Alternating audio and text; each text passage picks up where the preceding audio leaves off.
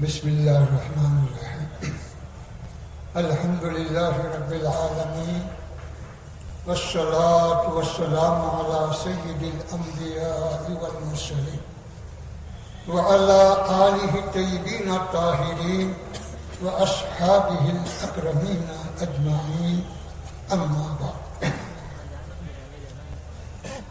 برادران عزیز، بزرگان محترم، ہم مسلمان ہونے کی حیثیت سے اس بات کو اچھی طرح سے جانتے ہیں، بلکہ اس پر ایمان رکھتے ہیں کہ ساری کائنات میں سب سے عزیز ترین چیز اگر ہمارے پاس کوئی ہے تو وہ ایمان ہے۔ حکومت آتی جاتی ہے، دولت آتی جاتی ہے، شہرت آتی جاتی ہے، دنیا کی یہ ساری چیزیں آتی اور جاتی ہے، اس کی کوئی اہمیت مسلمان کے پاس نہیں۔ مسلمان کے پاس سب سے زیادہ اہمیت اور سب سے زیادہ مقدس چیز ہے تو وہ ایمان۔ تو اس لیے ہم کو اپنے ایمان کی حفاظت کے لیے متحد ہونا ہے اور اپنے ایمان کے تقاضوں کے لیے جد و جہد کرنا ہے۔ آپ جانتے ہیں ہمارے عقیدے کے اعتبار سے جب یہ دنیا قائم ہوئی، سیدنا آدم علیہ السلام کو بھیجا گیا تو قرآن مجید جیسا کہتا ہے کہ ان اول بیت وضع للناس، تو سب سے پہلے اس کائنات میں وقت کا وجود ہوا۔ بھائی اٹھنے کا نظام نہ بنائے، حضرت کی بات کو سنیں، اٹھنا کا بالکل نظام نہ بنائے۔ بہت دور دراز سے آپ آئے ہیں، بیٹھے تسلی سے سنیں حضرت کی بات کو۔ آج جو وقت کی بات چل رہی ہے، یہ بات آج کی نہیں ہے۔ یہ کہا جا رہا ہے کہ وقت کا شریعت میں کوئی وجود نہیں ہے، قرآن سے ثابت نہیں ہے، لیکن میرے بزرگ اور دوستو، قرآن کو کہہ رہا ہے کہ سب سے پہلے اس کائنات میں اللہ کا جو گھر بنایا گیا وہ کعبہ شریف۔ کیا کعبہ شریف کو وقت نہیں کہیں گے؟ کیا کعبہ شریف کے تمام علاقوں کو وقت نہیں کہا جائے گا؟ تو ہر مسلمان جانتا ہے کہ مکہ مکرمہ پورا وقف ہے، کعبہ شریف پورا وقف ہے، اس کے وقف ہونے سے کوئی انکار نہیں کر سکتا، اس کے ایک اینچ کو بھی بدلا نہیں جا سکتا۔ کیا مسجد نبوی وقف نہیں ہے؟ کیا مسجد اقصی وقف نہیں ہے؟ اور اس کے تحت اور جتنی چیزیں آپ دیکھتے اور سنتے ہیں وہ سب کے سب اوقاف نہیں تو اور کیا ہے؟ اسلام سے پہلے سے وقت کا رواج چلا آ رہا ہے۔ ہمارے حضور پاک علیہ السلام کی شریعت سے پہلے اوقاف کا رواج اور اس کے احکام چلے آ رہے ہیں۔ تو اس طرح سے جو ہے ہمارے لیے آج جو مسئلہ پیدا ہو رہا ہے، نفس سے وقت کو ختم کر دو۔ نفس سے وقت کو ختم کرنے کا مطلب عام طور پر یہ کہا جا رہا ہے کہ صاحب یہ اس میں یہ خرابیاں ہیں، اس میں وہ ہے، اس میں یہ ہے، وہ ہے۔ خرابی دور کرنا یہ ہمارا کام ہے، لیکن خرابی کی وجہ سے کسی کو ختم کرنا یہ کسی کا اختیار نہیں۔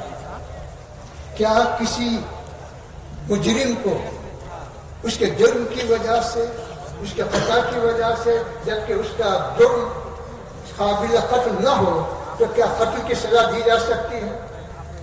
کوئی دنیا کا قانون کہتا، نہ آخرت کا قانون کہتا کہ کسی کو کسی جرم کی وجہ سے قتل کی سزا دی جائے، جب تک کہ اس کے قتل کی سزا اسی وقت تک ثابت نہ ہو جب تک کہ وہ قانون کے دائرے میں نہ ہو۔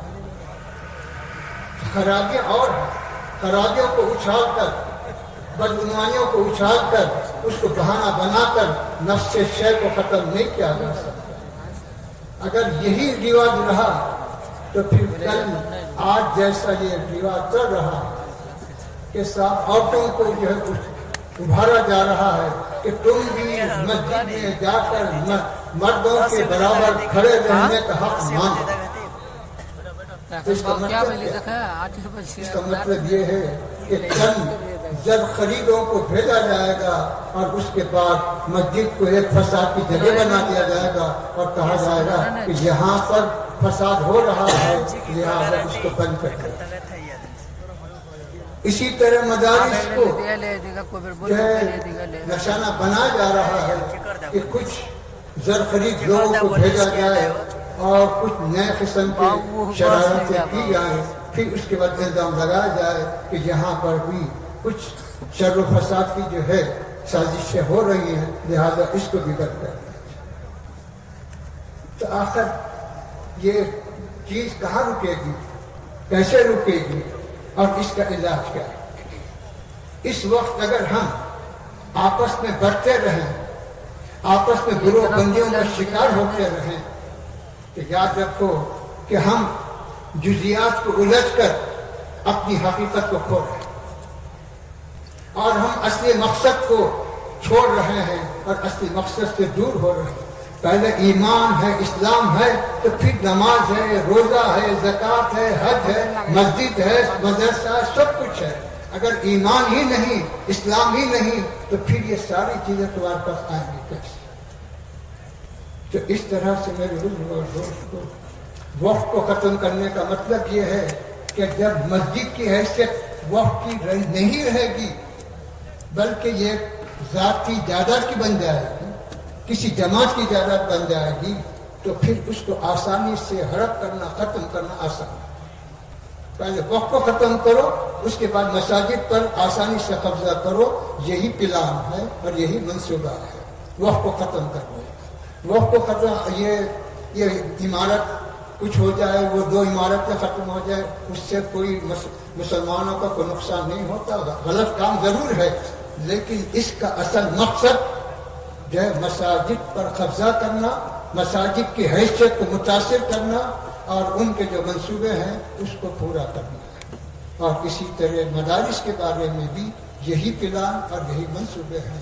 کیوں کہ مساجد کی حفاظت کسی اور جگہ سے نہیں ہوتی، مساجد کی حفاظت مدارس سے ہوتی ہے۔ مسجد کسی کو نمازی نہیں بناتی، مسجد کا کام نمازی بنانا نہیں ہے، نمازی بنانا مدرسے کا کام۔ تو اس وجہ سے بتا رہے ہیں پہلے نفس مسجد کو ختم کرو، پھر اس کے بعد مسجد میں آنے والوں کو، مصلیوں کو بنانے والے اداروں کو ختم کرو، یہی منصوبہ ہے۔